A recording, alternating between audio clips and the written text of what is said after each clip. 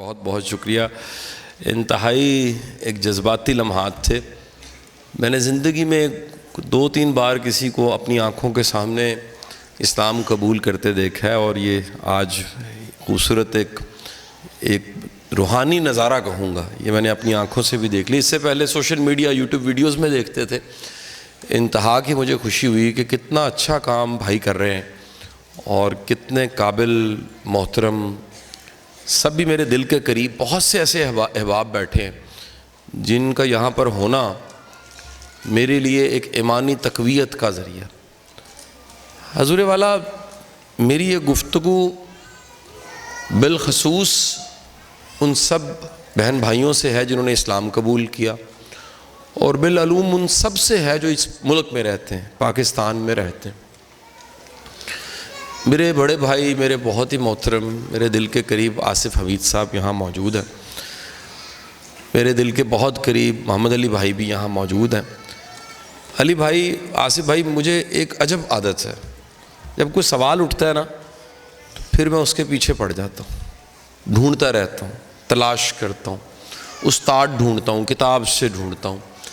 اب بڑی آسانی ہو گئی ہے اس زمانے میں گوگل موجود ہے، سرچ انجن ہے، چیٹ جی پی ٹی آ گئے، یوٹیوب ہے. آپ ڈھونڈ سکتے ہیں، تلاش کر سکتے ہیں. ایکوریٹ تو نہیں، لیکن بہت سے سوالوں کے جوابوں کے قریب چلے جاتے ہیں. بالخصوص وہ سوال جو زندگی سے جڑے ہیں، انفارمیشن ہے.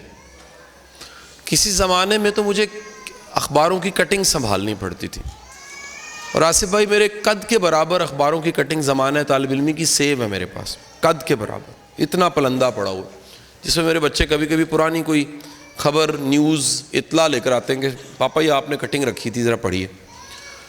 چند دن پہلے مجھے خیال آیا، ایک پرندہ ہے، اس پرندے کو شاہین کہتے ہیں، اس کے قریب عقاب بھی ہے. یہ ایک فیملی ہے بیسیکلی، عقاب، شاہین. اور ہمارے تاریخ کے بہت بڑے شاعر، جن کو شاعر مشرق کہتے ہیں، جن کا میں بھی دیوانہ ہوں، اور بڑے بڑے مفکر، معلم ان کے افکار کے دیوانے ہیں کہ انہوں نے کس خوبصورت انداز میں اسلامی اسپرٹ کو علامہ محمد اقبال نے اشعار کی شکل میں بیان کیا. ایون اقبال جیسا بڑا شاعر بھی سمبولک شاہین کو استعمال کرتا ہے، اس میں کوئی صفت ہے. تو چند دن پہلے مجھے خیال آیا، سوال اٹھا کہ جس طرح جنگل کا بادشاہ شیر، اور شیر سے سارے ڈرتے ہیں، خیال آیا پرندوں میں بادشاہ کون ہے؟ تو جواب ملا کہ جو ایگل ہے، اس کو پرندوں کا کنگ کہا جاتا ہے، یہ پرندوں کا بادشاہ ہے. سائز میں شتر مرغ بڑا ہے، جس طرح سائز میں ہاتھی بہت بڑا ہے، لیکن بادشاہ شیر ہے. پرندوں میں بادشاہ کون ہے؟ ایگل. مجھے خیال آیا ایگل کیوں بادشاہ ہے؟ اب یہ میں جو سوال آپ کو بتا رہا ہوں، اس کے جواب میں نے گوگل سے ڈھونڈنے شروع کر دیے کہ ایگل کیوں بادشاہ. ان کا جی ایگل کی بادشاہت کی بہت بڑی وجہ کچھ صفات ہیں، کچھ خوبی ہیں. ان خوبیوں میں فلائی کرنا، ہائی فلائی کرنا، ان خوبیوں میں 60 کلومیٹر اسکوائر میں دیکھنا، ان خوبیوں میں اپنا شکار خود کرنا، ان خوبیوں میں مردار نہ کھانا. ان خوبیوں میں ایک بڑی خوبی جو مجھے بڑی پسند آئی، یہ اکیلا بھی رہ سکتا ہے. آپ اس کی نیشنل جغرافک پہ تصویروں میں دیکھیں گے، ویڈیوز میں دیکھیں گے، یہ چٹان پہ کسی لکڑی کے، سوکھی لکڑی کے درخت پہ، کسی ٹہنی پہ اکیلا بیٹھا ہوتا ہے کانفیڈنس کے ساتھ. فوراً خیال آیا، اگلا سوال ذہن میں آیا کہ اس جو پرندوں کا بادشاہ ایگل، اس کے ساتھ بھی کوئی پنگا لے سکتا ہے، اس کے ساتھ بھی کوئی لڑائی کر سکتا ہے، اس کو کوئی بھی چھیڑ سکتا ہے. تو میں نے یہ سارے سوال میں منتظمین کے واٹس ایپ پہ بھیج دوں گا. یہ میرے پاس سیو کرتا جا رہا تھا اس کی اسکرین شاٹ بنا کے. تو میں نے جب گوگل کیا تو جواب آیا کہ ایک پرندہ ایسا ہے جو ایگل کے ساتھ بھی پنگا لیتا ہے، نتیجہ نکلے نہ نکلے پنگا لیتا ہے. اور اس پرندے کا نام ہے کرو، کوا. بڑا حیران، کوئی یار کو میچ ہوتا ہے آپس میں، کہاں ایگل کہاں کوا، کہاں شاہین کہاں کوا. میں نے فوری طور پہ گوگل کو چھوڑا، یوٹیوب پہ جا کے فائٹ بٹوین، آپ بھی لکھیے گا فائٹ بٹوین ایگل اینڈ کرو، یہ نکالی، پتہ لگا جی ویڈیوز نکل آئیں. نیشنل جغرافک نے اس فنومنا پہ جو میں آپ کو پڑھانے جا بات کرنے ہیں اس پہ ویڈیوز بنائی ہیں، ڈاکومنٹریز بنائی ہوئی ہیں. بڑا خوش ہوا کہ میرے سوالوں کے تو تفصیلی جواب ملیں گے. تو جب میں نے اس کو سرچ کرنا شروع کیا تو مجھے جواب ملا کہ یہ جو کرو ہے، یہ بڑے دھیان سے سنیے گا جی، یہ جو کرو ہے یہ ایگل کے پیچھے سے حملہ کرتا ہے، سامنے سے حملہ نہیں کرتا، اس کی کمر پہ، اس کی گردن پہ اٹیک کرتا. اب جیسے میں نے وہ تصویریں اور ویڈیوز دیکھی، پھر دوبارہ سوال اٹھے تو میں پھر گوگل پہ چلا گیا، پھر لکھا میں نے اس فائٹ میں کون جیتتا ہے، تو لکھا ہوا تھا جی یہ فائٹ جو ہے یہ ون سائیڈڈ فائٹ ہے، یہ کرو کرتا رہتا ہے، ایگل جواب نہیں دیتا، ایگل چپ کر کے بیٹھا رہتا ہے.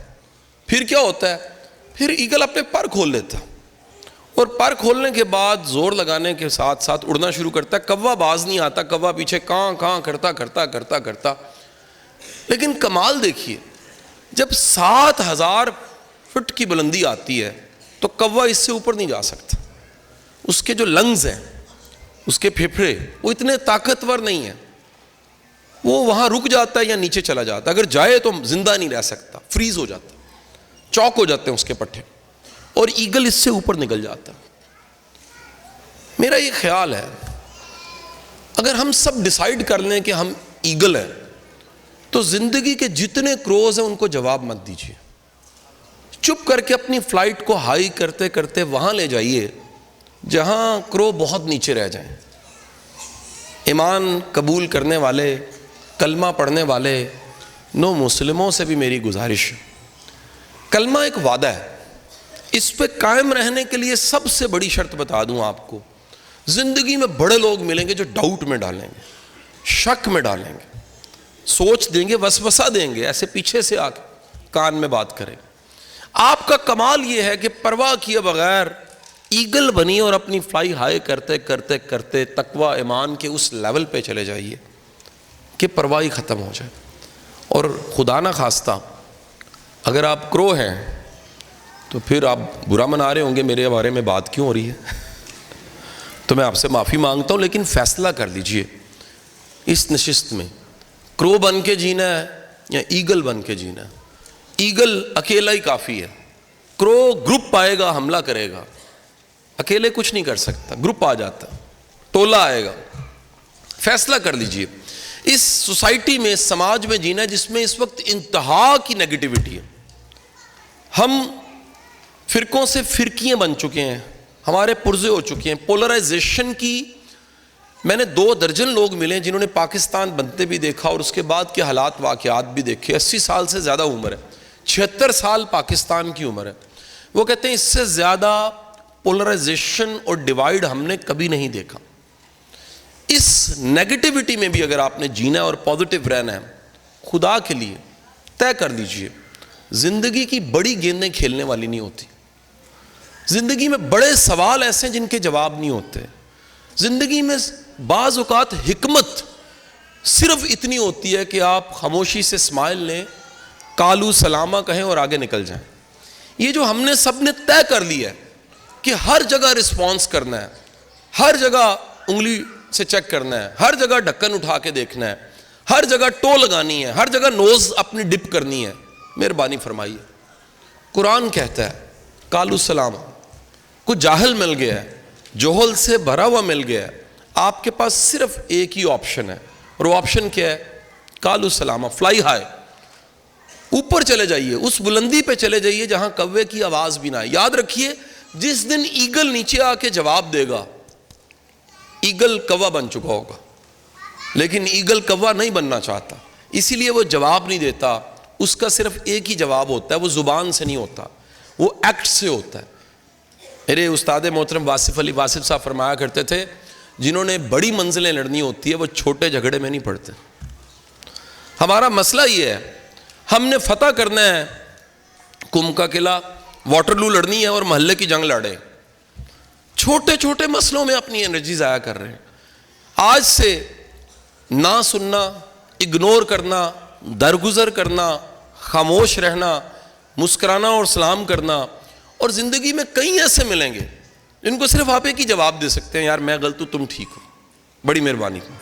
یہ جو ہم دلیل دے کے جیتنا چاہتے ہیں، یاد رکھیے جاہل سے، کرو سے کوئی نہیں جیت سکتا۔ اللہ ہمیں ایگل بننے کی توفیق عطا فرمائے۔